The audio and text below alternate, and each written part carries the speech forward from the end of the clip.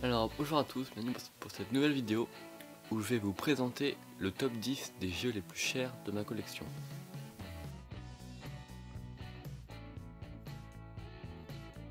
Pour évaluer la cote d'un jeu, je me fie sur les ventes réussies sur le site eBay.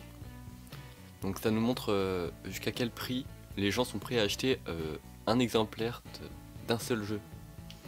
Donc, du coup c'est une bonne base pour pouvoir trouver la valeur réelle d'un jeu.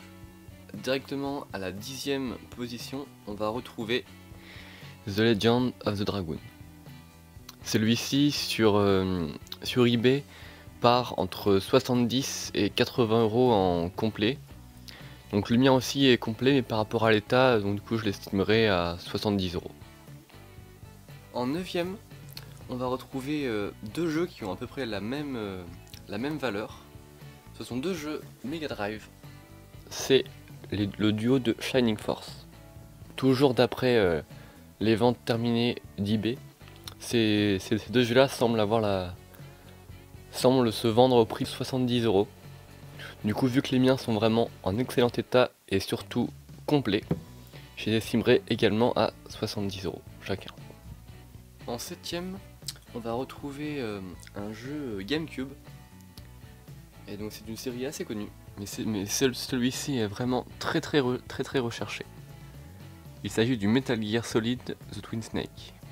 Mon exemplaire est complet, et pour la petite histoire, je l'ai trouvé à 4 euros en vide-grenier.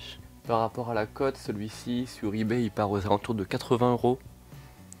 Mais moi je l'estimerais plus à 75 euros parce que le mien est un petit peu la notice est un petit peu abîmée.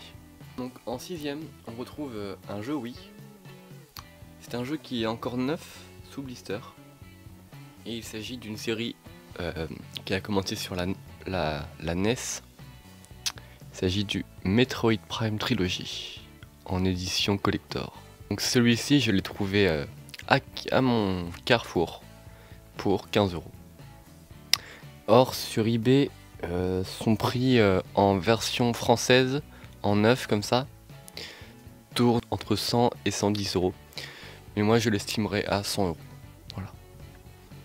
Ensuite, en cinquième place, on retrouve l'un des jeux les plus rares et chers de la PlayStation 2. Celui-ci ne court vraiment pas les rues. Il s'agit du Rule of Rose. Donc ce jeu c'est un Survival Horror et que j'ai payé 2 euros en vide-grenier.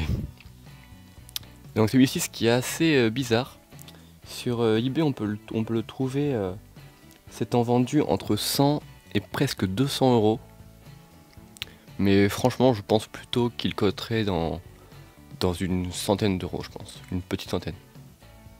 En 4e position, on retrouve le second opus d'une série très connue.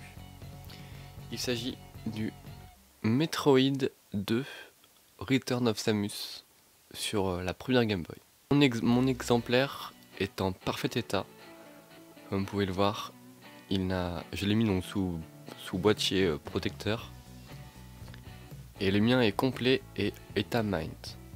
Alors sur eBay on peut le trouver, je l'ai trouvé moi en état correct, donc pas dans le même état que le mien, partir à 100 après presque 130 euros.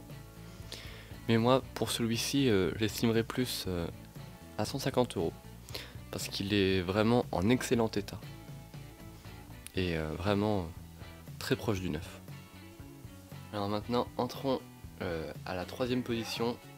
Sur le podium, à la médaille de bronze, on retrouve le Zelda sur Game Boy, The Legend Link's Awakening. Celui-ci est 100% neuf.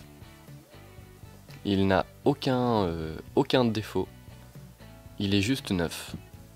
Et sur eBay, j'en ai trouvé un partir en état un petit peu inférieur à celui-ci, à 160 euros. Donc celui-ci j'estimerais plus aux alentours de 180 euros.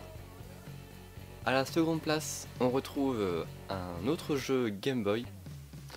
Cette fois-ci, il est également en état très proche du neuf, également sous protection plastique.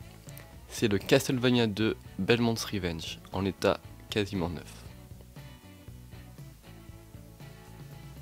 Donc celui-ci est également complet, en excellent état.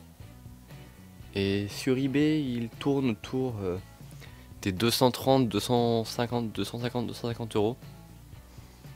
Mais celui-ci, vu son état, je l'estimerais vraiment à 250 euros.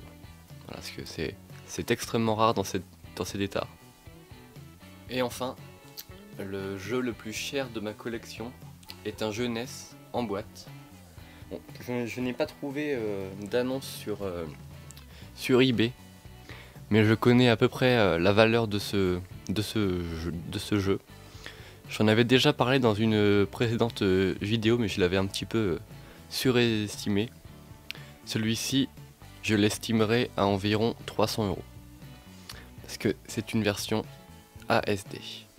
Donc c'était les premières éditions des jeux NES sortis en France. Donc celui-ci, je l'estimerai à 300 euros. Et pour l'histoire, je l'ai trouvé à 1 euro en vide-grenier. Comme quoi, se lever le dimanche à 6 h du matin, ça paye.